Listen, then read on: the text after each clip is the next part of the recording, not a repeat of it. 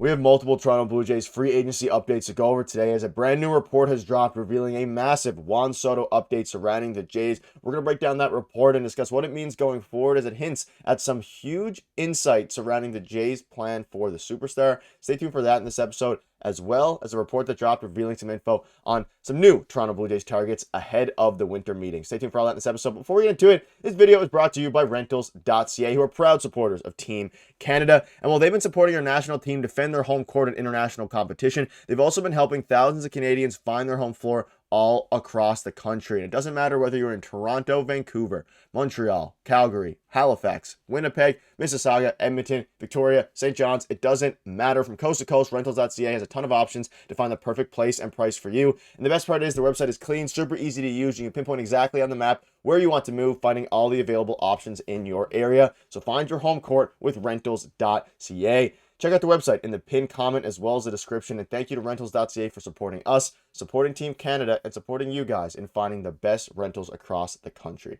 All right, everybody, we have a lot to get into today. And thank you again to Rentals.ca for sponsoring this video.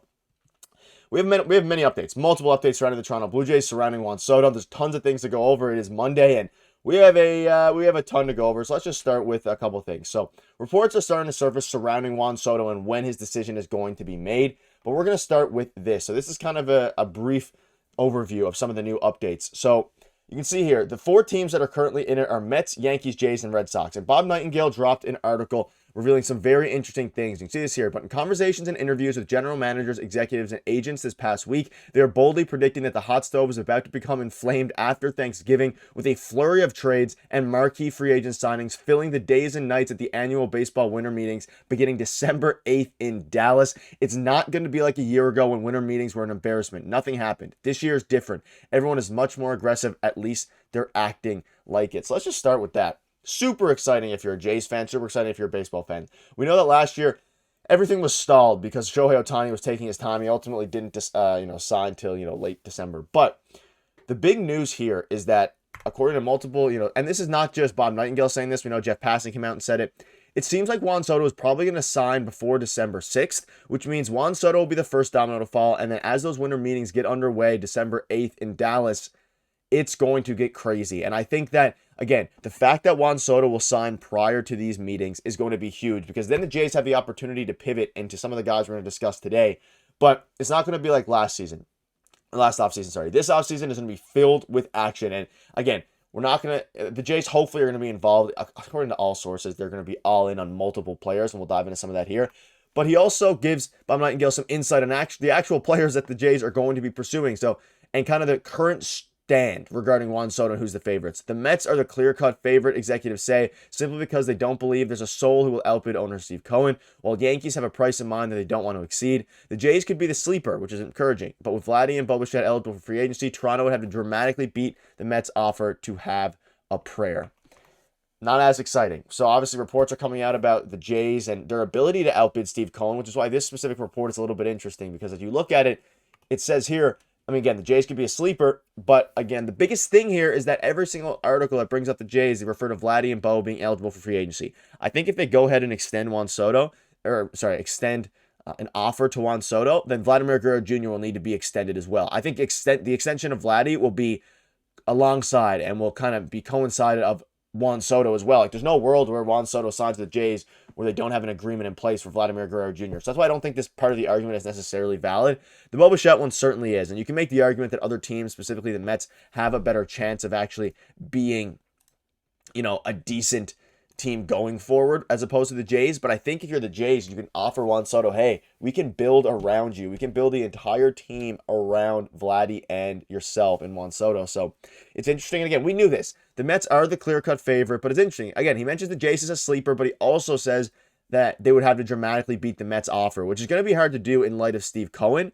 But we also know that offers haven't been extended yet, and a report came out saying that today is the day. This week is when offers are going to start getting extended to Juan Soto, and that prior to this, the past couple of weeks have just been getting to know the front offices, the owners, and everything like that. So now is when offers are really starting to get on the go. So I'm not exactly sure, I guess Bob Nightingale obviously has some sources, but I'm not entirely sure regarding how much he knows in his head, and being in Juan Soto's head about the Jays' future and Juan Soto wanting to go to the Jays. I think it's still up in the air a little bit, but again, he would have to, dramatically beat Juan Soto's Mets offer, which is intriguing. But he also cites the Jays as most likely to overpay. So the Blue Jays, the American League's most underachieving team in recent years, could be the most likely to overpay. This is a critical year with President Mark Shapiro in the final year of his contract and Vladdy and Bichette in the final year of free agency. So he kind of alludes to the fact that, hey, things are going to be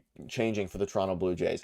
We know they've underachieved, and I do think, and I've been on record saying this, that I think that the Blue Jays are going to overpay or at least make a very strong offer for, of course, Juan Soto, but some of the other guys as well. And I think if inevitably Juan Soto goes to the Mets, I don't see the Yankees as a huge threat to the Mets at this point. It seems like Hal has an offer that he wants to stick with, and the Yankees have notoriously not really been open to overpaying their players a ton.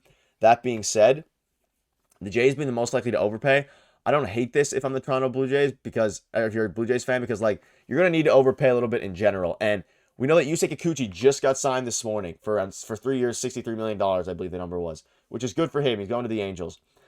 If that's the market price for a very good to elite starting pitcher, then it gets a little bit intriguing, because if you're the Blue Jays, you could go out and get a guy like Max Fried, a guy like Blake Snell, and then still have money left over to hopefully go after, a big power hitter. We've heard names like Anthony Santander. We've heard some other names as well. So I think the Jays are going to be very involved. And again, the Juan Soto talks, like Buster only said, sources involved in the Soto talks expect the teams will begin forwarding offers this week. To date, the process has been about Soto meeting with teams/club officials and about those officials getting to know Juan Soto. So up until this point, there hasn't been too many. There's been no offers given. And we know some rumors have started to circulate about offers being given. That's clearly not the case. Offers are starting to be given now. So I assume this week we're going to hear multiple sources of information kind of coming out and revealing, hey, at this point, maybe the Jays offer will get leaked. Maybe some other offers will get leaked. Some things like that. And ultimately, I think it'll come down to what team can offer the most money. If the Jays go out and they just say, hey, we'll give you $750 million over 14 years, something absurd, and Steve Cohen is forced to maybe match that. But like the thing is, it's going to be hard for the Jays to outbid Steve Cohen, sorry. I guess technically Stephen Cohen. But I think it's possible. I think it is possible that the Jays go above and beyond to pursue Juan Soto. It depends how they internally view him and how they internally view their ability next season to kind of compete with the new Rogers Center renovations and things like that. So ultimately, it's going to come down to the wire, I think. I think it's going to be between the Jays and, of course, the Mets. And some other things here. The Phillies haven't spoken to Boris about him. Phillies aren't going to go for Juan Soto. The Yankees have a number they won't go past. Mets are the clear-cut favorites, but the Jays would dramatically beat the Mets' offer to have a prayer. So not the most encouraging from Bob Nightingale here, but I still think the fact that they are the second, most likely guy to get Soto at this point, which I think is the case, is intriguing. And again, they will have no choice but to overpay free agents. And the badly coveted Anthony Santander. We'll have a video on that coming at some point. This is why no one believes Soto is coming their way unless they dramatically outbid the Mets, and it's because of some of the other things. So take with it what you will. I do still see this as an encouraging point, because even if they don't get Juan Soto, they have other plans. They have other ways to pivot. We've seen this from Jeff Passan. We've seen it from other reporters, Ben Nicholson-Smith, Shai Davidi. They're going to spend big. It's just a matter of if they're able to land the big fish. It's going to be tough. It's going to be a tough battle, but if not, they have other guys in the pipeline that they can go ahead and go for, and especially given the fact that these winter meetings are going to be actually active this offseason, things are going to get crazy this offseason. So make sure you stay tuned, hit the subscribe button for to keep you up to date with all the latest Jays news. So thank you guys for watching, and again, thank you to Rentals.ca for sponsoring this video. See you guys later.